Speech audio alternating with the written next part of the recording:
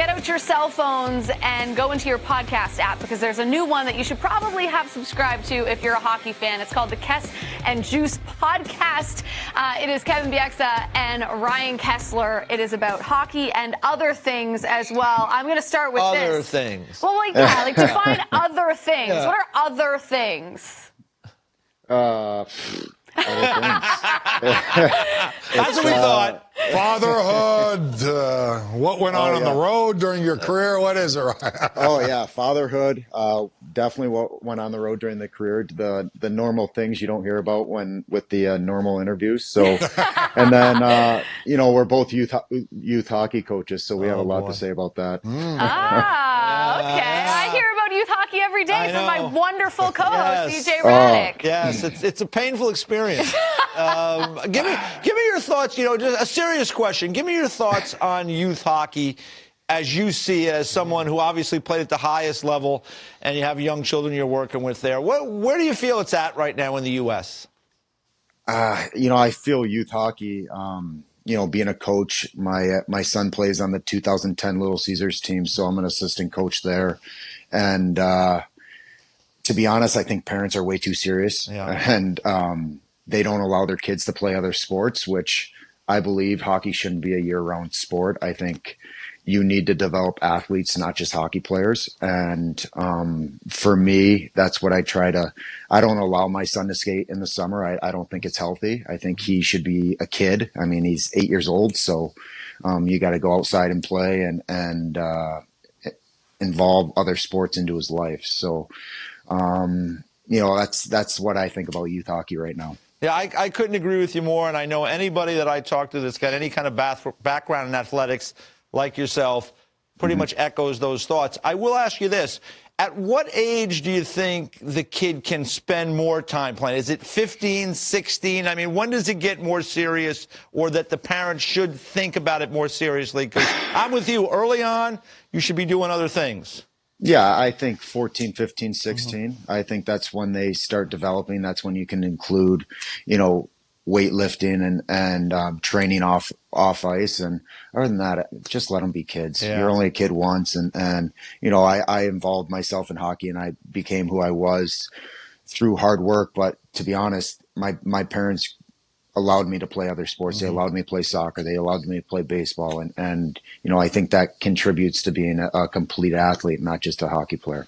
Ryan, I couldn't agree with you more. I came in the early 80s, so a little bit older than you, but I've said that so often. Yeah. Everybody thinks we played hockey year round. I don't know where that changed, where I was playing 4 months, I wouldn't skate whatsoever, and being well-rounded. You guys would come in a training camp trying to get into shape. That's the way it was my first couple of years. Training camp was a lot more This is what we're going to get in this podcast. It was a little different from that aspect as well. But my point is, I played baseball. I played baseball, played everything. And now these kids are playing 11 months a year. That can be a grind, and I think mentally not great for any young hockey player. And parents in general, what do you see? They're just too, you mentioned too hard or whatever. They yell in the stands, and I'm like, my dad said nothing to me. I either had the drive or not. He wasn't trying to make me a professional hockey player at 7, even though that's what I wanted. What's your take on that? Yeah, I feel kids are on the ice too much nowadays. I think you're going to see a spike in injuries. You're talking to a guy with a fake hip now. So, I wasn't on the ice every day, but, I developed hip injuries, and that became when I started to skate every day in professional sports, or professional hockey. And I think nowadays you're going to start seeing those labral tears and the hip injuries earlier on because the skates are getting stiffer and, we're on the ice more. So,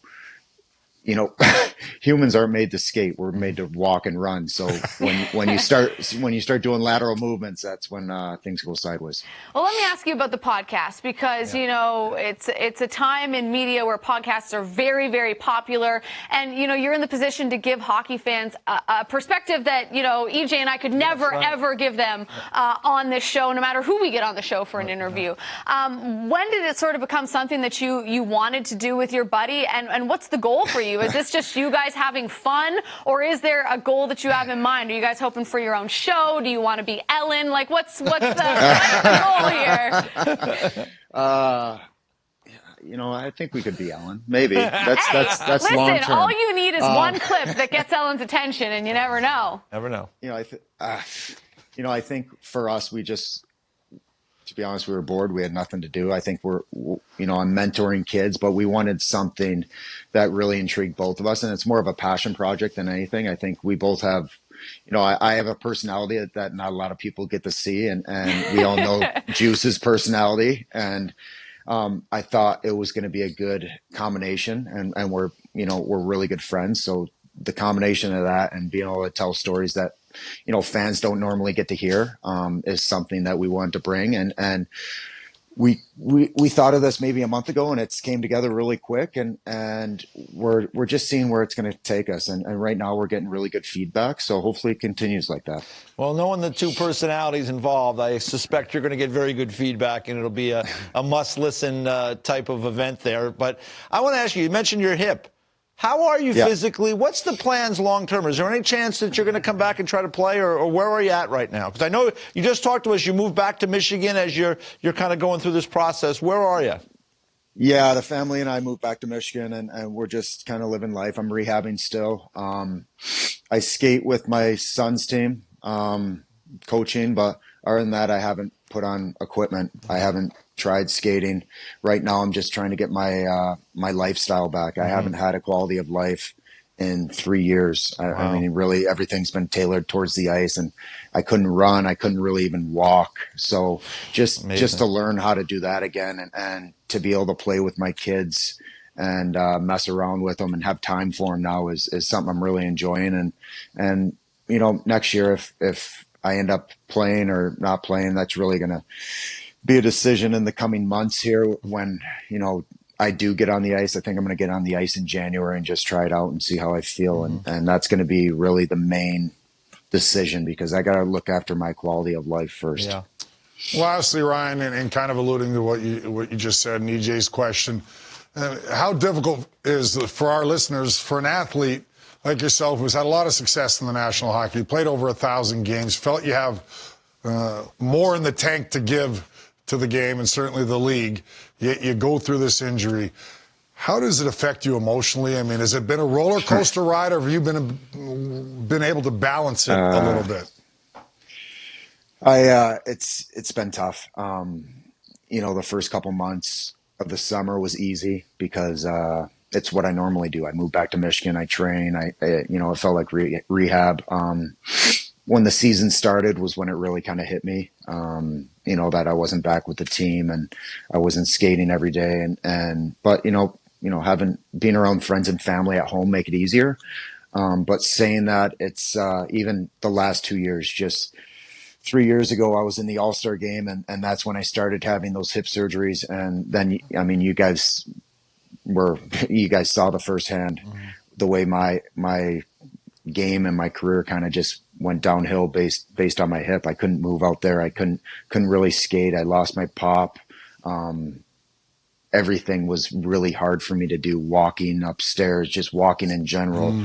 And really my focus right now is just getting that back and that healthy, and then I'll worry about hockey after that. And I think that's a good priority to have, because right you idea. Still have a lot of life left to live. Yeah. So I think your priorities are in check, that's for sure. And we're happy to see that you have the podcast. I know hockey fans are super excited about it. It is the holiday season, so I'm going to once again shift it from serious back to fun, because you said yourself, it's not often you get personality out of athletes all the time, but you always give your personality. So I want to know from you, sir, your favorite holiday movie, your favorite Christmas jingle, and what fans can expect on the next podcast. Those are my 3-part question, and then we'll let you go on with your day.